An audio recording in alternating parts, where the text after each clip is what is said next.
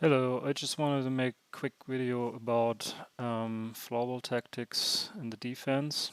Um, this game was played yesterday, 2023, in October. It's between Mullsjö and Storvreta in the SSL, the Swedish Super League.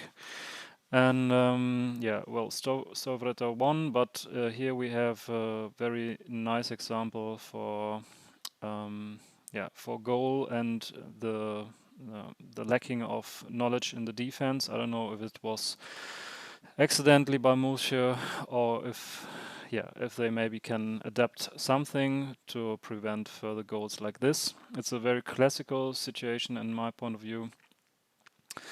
I will show it to you and then talk about it, why I think you could do better and yeah, learn for the future. Okay. It doesn't seem to be an easy goal. Like it was, yeah, not much space here in front of the goal. Very short pass, but it's a situation which happens, I think, very often. And the crucial point is that was the penalty shot, but yeah, the crucial point is that we have three players on one side. One here, I think Victor was running here and passing there, maybe. It's not on the video. And going here. So we have one player here, we have one player here, and one in the corner. We cannot see that player now, but so the defense is playing the classical 2-1-2. So the two defenders in the back, we will see them after this scene. Then we have the center here, and we have the both forwards here. And Neme Ondřejšek, I don't know if I pronounced that name right, but the Czech player of Storvreta is shooting the goal, and the center is doing, I would say he's doing something wrong, or he could do better. So let's see what happens. So it's an easy pass for, I think it's Ulriksson, maybe. Yeah, I don't know. It's an easy pass, passing behind the wing, the right wing of Mulcher, and this player is not, he's not guarded by one of the Mulcher players because the defense is quite wide at the goal, and the one defender will step out to attack this player. But the player is passing into the corner, and the player in the corner is also free, and then there will be the pass in front of the goal. So let's see. I hope, yeah. Anyway, okay.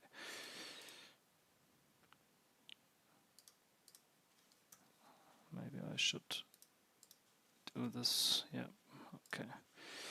So now you see the defender coming up, and the other offensive player is in the corner, gets the ball. That so far is not a real problem because Nystad can't shoot from here. The defender can block shooting ways and maybe also breaking in. He has a lot of space, but he's the lefty. If he would be right-sided, it would be more dangerous for Mulcher. Anyway, the defender is going out. That's not even the problem, I would say. And there we have an offensive rotation with Storvreta players. So Nystad is going in the middle, and we see Nemešek going on the far post here in front of the goal. So in this case, nothing dangerous is happening on the field, because if Nystad is going here, it's okay. The center can rotate also, so they will have the 2-1-2 again if they all rotate. So if he goes here, we have the defender here. We have a new center. The defender is becoming the new center because Nystad is going into the center here, and then we have the center following the offensive play of Storvreta to the outer post of the goal, and he's becoming the new defender. The wings stay wings, so they are not rotating anything. He can save the pass by it. I don't know, maybe he's running here active anyway, but Yeah. So let's see how the goal happens. I hope. Yeah. So we see the center is not defending Nemecek. I cannot go back only a few seconds, only 10 seconds, 10 seconds, so we can see. No, my laptop is not that good. So we see here the center is going also to his center position. That's why I think maybe, I don't know, but maybe he doesn't know, or they don't have such plan for the defense to rotate, because he's still keeping his position but instead he should, I think, would be the easiest way, go down and defend the offensive player who is going the long way. Of course, you could say the wing needs to run with him. Maybe you can say that, but I think that's quite. It's not needed, I would say, because the center is the shorter way, and there's like literally no one in the middle. He needs to guard, because this player can follow and prevent Nysted from receiving the ball in the middle.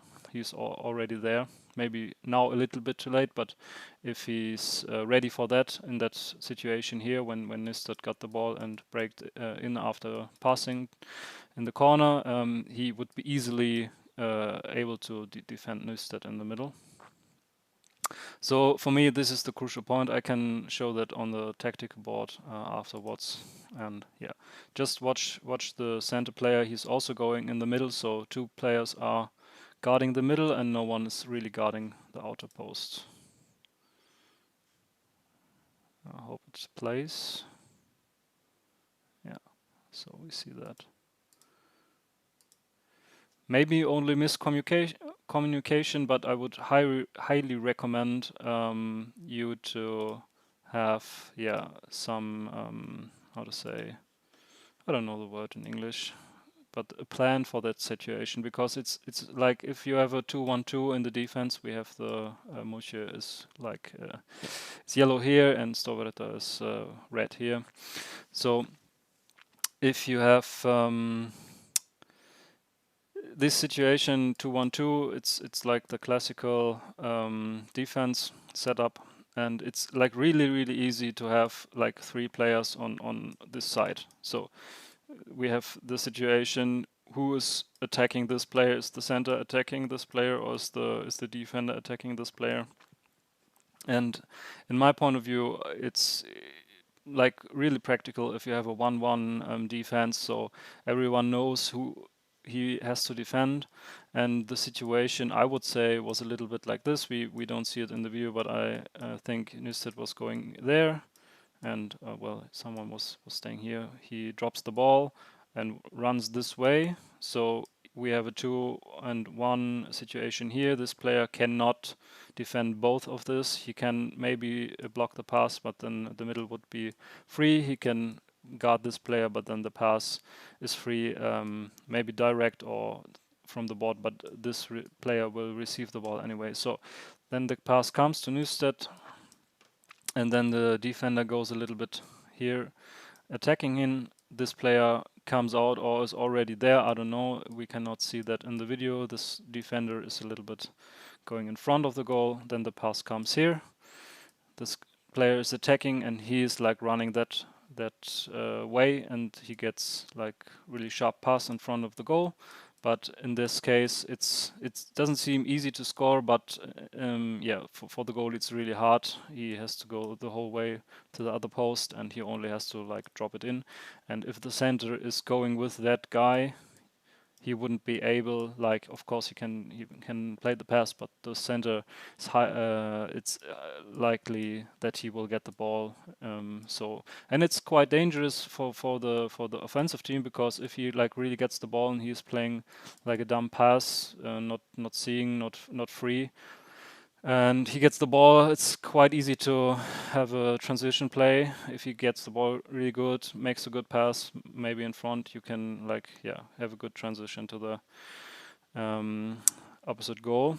So and Nüstet is going to the center position, and he just has to move with that. And so we see we have a rotation centrist on the defense position. We have the left defender on the right defense position and the right defender on the center position, and wings forwards players stay in front. So it's basically nothing more than more than that they rotate like that counterwise the clock. And you can have that on the other side as well. So if you have that, every opponent is guarded. There's no like free pass, and yeah, you can always prevent these kind of like I call them free goals, because it was not a one-on-one situation. It was not that, I don't know, maybe if Nüstet was right winged, yeah, we can do that as well.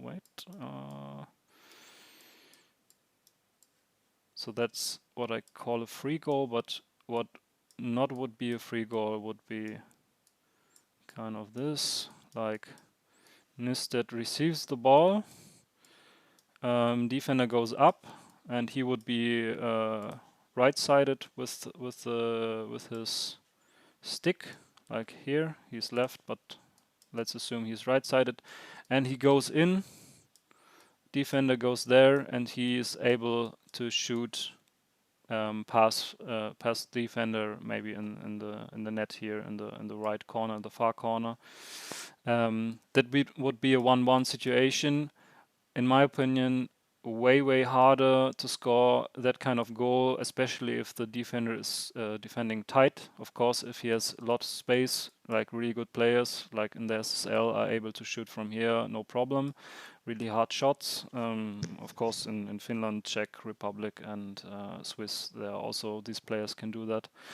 In other leagues, it's like the really good players are also able to shoot like from far distance, like really hard shots, and be fast enough to pass the defend players. But in leagues which are not where the players are not so skilled, it's more unlikely that people are able to do that if you defend like really good.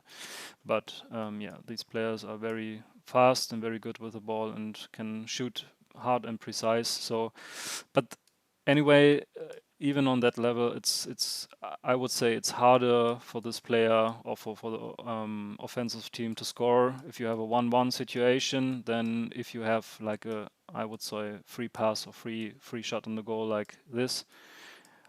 Even though he had, of course, pressure, he had only one try, but there was nothing between him and the goal. Only the goalkeeper could do a big save if he was like jumping to the corner, maybe being a little bit lucky or knowing that this could happen. But yeah, there was no player between him and the goal scoring.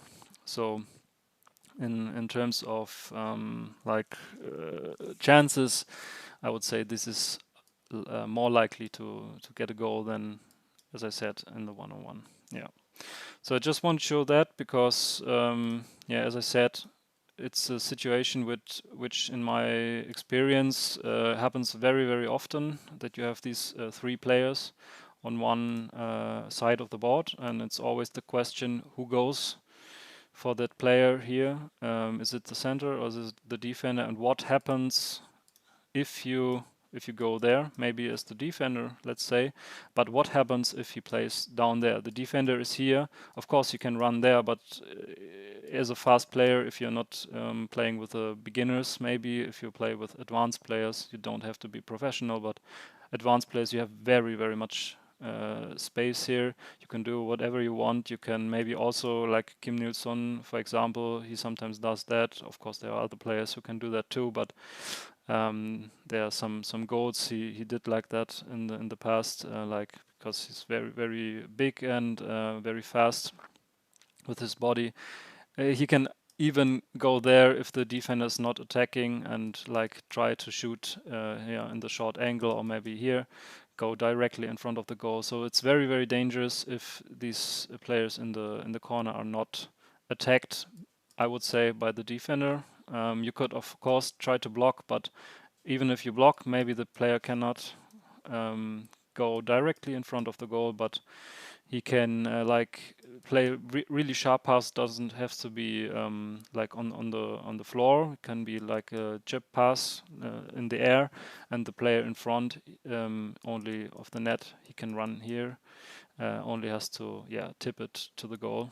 And the defending player is like really doesn't know what is behind him. It's really hard to defend a sharp pass, especially like flipped pass, like in the air in front of the goal. So if you're like passive here, only guarding this way, so he cannot go in, he can still play the pass or do a short move here and play that. So if you have, and you see that in my point of view, you see that in Finland very often that they guard these players very very tight in all the spaces, like here at the rink and behind the goal and in the corners. Players are always guarded. It's never a free player. They let them play like here, not so aggressively. They go there, but in these areas they go very very tight, because I think they know, because you can always do the pass in front of the goal, and it's way harder to go the 1-1 situation. You have to like be very good in technique and fast, have good have good position. Your body needs to be in very good shape. So yeah, it's way harder to go score that goal. So yeah, hope that might help you for your tactical play, the team play and the defense, and yeah.